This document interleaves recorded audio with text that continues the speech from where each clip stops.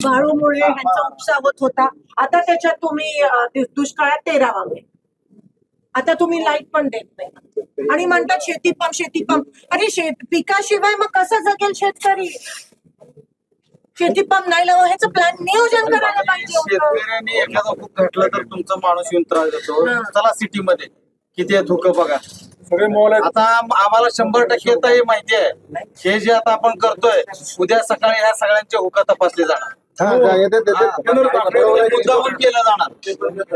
शेतकऱ्यांना म्हणजे दंड लावणार आणि सिटीतल्या लोकांना स्मार्ट मीटर लावल्यामुळे डीपीसी ऑइल पण हे देत नाही. तुमच्या वायरवर आम्हाला पैसे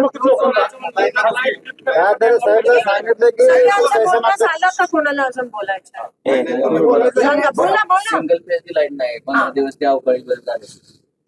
अजून कोणाला बोलायचं?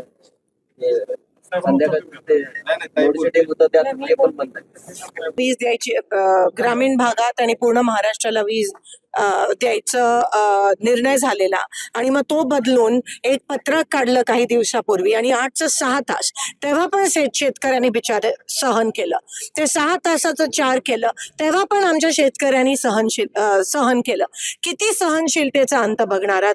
काल 2 दिवसापासून फक्त 2 तास वीज त्या शेतकऱ्यांना त्या ठिकाणी भेटत आहे. सिंगल फेज नाहीच आहे, 3 फेज पण नाहीये. 2 तास कसे बसे तरी, आणि ते पण कधी 4 ते 6 वेळ सांगितला जातो सकाळी 8:30चा. शेतकरी जातो, वीजच नसते. तुम्ही अजून किती शेतकऱ्याचा अंत बघणार आहात? किती म्हणजे सगळ्या गोष्टी तुम्ही खत महाग करून ठेवलंय, डिझेल बंद आहे, आता वीज बंद आहे. मग तुम्ही टाका ना. काय चाललंय काय?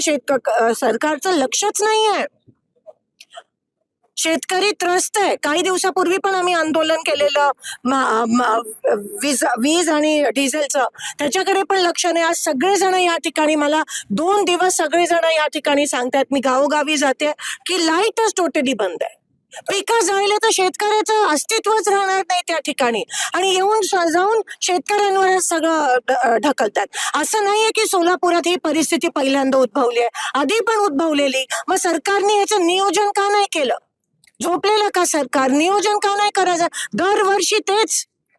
पेरणी टायमाला डिझेल पण मिळत नाही, पेरणी टायमाला डिझेल नाही मिळणार, मशागत कसं करणार? पेरणी करायचं काय चालवलंय काय? कोणासाठी हे सरकार चालू आहे? आणि एवढं वाईट परिस्थिती आहे आज ग्रामीण भागात वीज नसल्यामुळे, पण सरकार अतिशय निगरगट आहे. काही करत फक्त आहे ना निवडणूक ह्याच्या पलीकडे आहे ना दुसरं काही सुचतच नाहीये सत्ताशिवाय. एवढे अहंकारी आणि निगरगट झाले. हो, त्यांच्याकडे होम आहे, त्यांच्याकडे ऊर्जा आहे आणि दोन्ही मध्ये महाफेल सरकार आहे. आज तुम्ही बघता रिपोर्ट प्रमाणे पण सर्वात जास्त महिलांवर अत्याचार असतील, लहान मुलांवर अत्याचार महाराष्ट्र नंबर 1 आहे रिपोर्ट प्रमाणे. म्हणजे होम खातं पूर्णपणे फेल आहे मुख्यमंत्र्यांकडे. आता ऊर्जा खातं त्यांच्याकडे पूर्णपणे फेल आहे त्यांच्याकडे. मग नेमकं करतायत काय? फक्त आदेश देत आहेत, ह्यांचा रद्द करा, त्यांचा रद्द करा, बिनविरोध करा. सत्ता ह्याच्या पलीकडे सरकारला काही दिसत नाही. महाराष्ट्रातील ताज्या बातम्यांसाठी बघत रहा टाइम्स टुडे 18 न्यूज. सोबतच शेअर करा, सबस्क्राईब करा आणि बेल आयकॉन प्रेस करा.